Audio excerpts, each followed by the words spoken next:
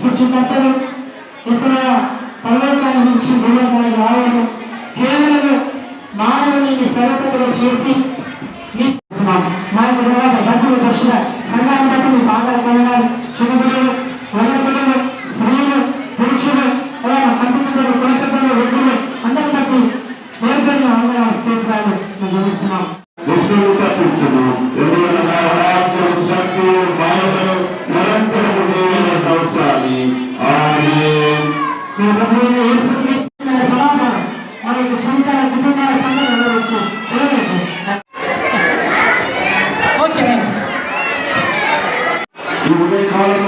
సాయంకాలం చూపిస్తూ భారత్లో ప్రార్థిస్తున్న ఈ జన్మదినాన్ని మనం సమర్పించుకుంటూ ఈ మధ్యాహ్న కాలంలో తండ్రి ఈ నామంలో ఈ కేసు సంభవించిన కార్యక్రమం ఈ దేవుని ఆశీర్వదిస్తున్నామా ఈ మధ్యాహ్నం తండ్రి వారందరూ కూడా ఈ ఆలయంలోకి వెళ్ళి వాక్యంగా నిలదీసుకుని వాళ్ళు మరొకసారి జన్మదినాన్ని జ్ఞాపకం చేసుకుని దయచేయమని ప్రభు అయిన యేసు క్రీస్తు నామములో వేడుకుంటున్నాం స్వామి.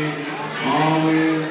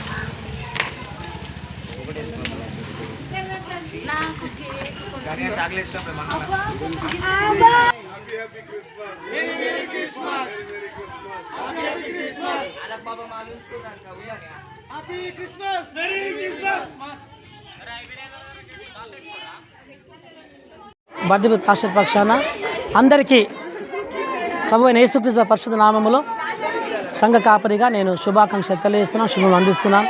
క్రీస్తు ప్రభు జన్మం అనేది ఒక ప్రాంతానికి దేశానికి సంబంధించింది కాదు. సర్వ మానవులను ఏకం చేసి ఆయన సన్నిధిలో సంతోషంగా మరి ఉండడానికి ఒక గొప్ప వేడుక, ఒక గొప్ప పర్వదినమని నేను జ్ఞాపకం చేస్తూ ఉన్నాను. యేసు ప్రభు పరలోకాన్ని విడిచి భూలోకాన్ని రావడంలో ఒక 3 ప్రధానమైన కారణాలు చెప్పాలని నేను ఆశపడుచూ ఉన్నాను. మొదటిది క్రీస్తు జననం ప్రవచనాత్మకమైనది. క్రీస్తు జననం ప్రవచనాత్మకమైనది. యేసు ప్రభు జన్మకు కంటే ముందే కొన్ని వందల సంవత్సరాల ముందు ప్రవక్తలు ప్రవచించారు లోకరక్షకుడు జన్మిస్తాడని. యెషయా 9:6లో చూస్తాం.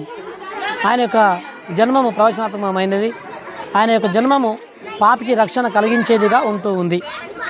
ప్రజలందరిని రక్షించడానికి కన్యమరియం గర్భమందు ఆయన పరిశుద్ధాత్మ ద్వారా ఆయన ఉద్భవించి జన్మించి తన రక్షణ విమోచన కార్యము ఆయన జన్మించాడు. మూడవదిగా యేసుప్రభు జన్మం అనేది మరి చరిత్రాత్మకమైనది, హిస్టారికల్ ఈవెంట్గా మనము చూస్తూ ఉన్నాం. క్రీస్తుకు పూర్వం క్రీస్తు శకము అని ఆయన జన్మం తర్వాతనే ఈ యొక్క ప్రపంచ కాలగమనం అనేది లిఖించబడుతూ ఉంది. కనుక ఆయన జన్మం అప్పుడు ప్రజాసంఖ్య రాయబడింది. మరి ఆయన జన్మం అనేది ఇది అబద్ధం కాదు, నిజము, వాస్తవమైంది. ఆయన జన్మం అనేది మరి ప్రతి ఒక్కరు కూడా గుర్తించి దాన్ని గ్రహించి, ముఖ్యంగా క్రైస్తవ సమాజం, దేవుని బిడ్డలు ఎంతో విశ్వాసంతో గొప్ప వేడుకగా ఈ పండుగను ఆచరించేవారుగా ఉన్నారు.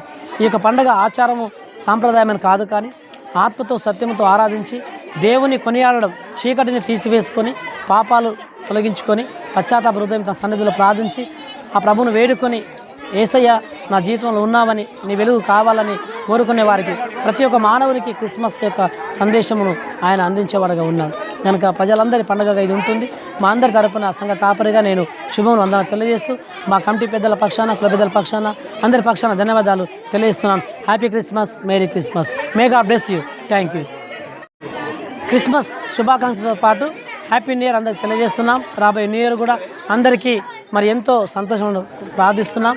ఆ దేవుడు అందరికీ న్యూ ఇయర్ కూడా అనుగ్రహించి రాబోయే న్యూ ఇయర్లో అన్ని విధాలుగా దీవించబడి ఆయన ఉన్న ప్రార్థిస్తూ ఈ మాటలు ముగిస్తున్నాం. Happy Christmas, happy new year. Thank you. May God bless you.